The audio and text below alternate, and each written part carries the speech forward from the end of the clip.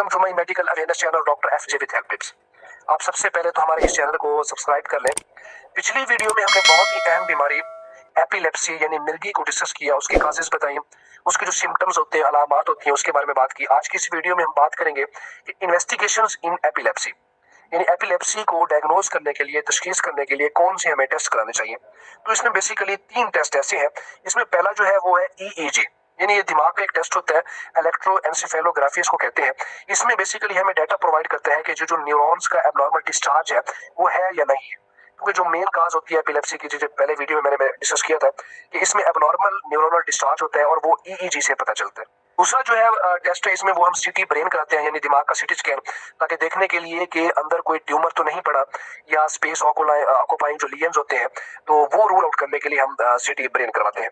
इसके बाद हम बात करते हैं एमआरआई विद आईवी कंट्रास्ट, यानी अगर कोई रसोली है, बहुत छोटी रसोली है, तो सीटी स्कैन पे नजर नहीं आती और इसमें एमआरआई विद आईवी कंट्रास्ट करना पड़ता है।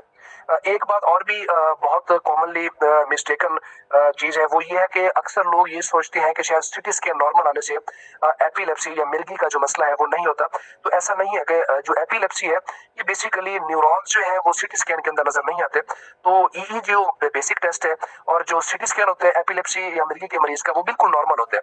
अगर उसमें ट्यूमर होगा तो कोई ट्यूमर नजर आएगा, मतलब ट्यूमर के अलावा जो एपिलेप्सी की मैंने जो कासेस बताई थी, तो उसमें सीटी स्कैन बिल्कुल नॉर्मल होता है। के बाद जो इलाज की बात करें तो जो एपिलेप्सी का हम ट्रीटमेंट देते हैं वो बेसिकली 3 वेज से किया जाता है। इसमें पहली जो है वो है ड्रग्स, यानी अद्वियात के जरिए से, जिसको हम कहते हैं एईडी यानी एंटी एपिलेप्टिक ड्रग्स ट्रीटमेंट जो होती है।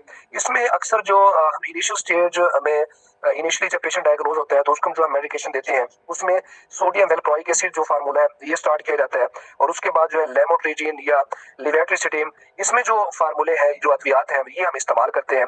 इनमें से कौन सा फार्मूला देना चाहिए ये आपका जो डॉक्टर है वो आपको एज के हवाले से, आपके जो सीजर्स हैं या फिट्स हैं उसके ये एडवाइस किए जाते हैं।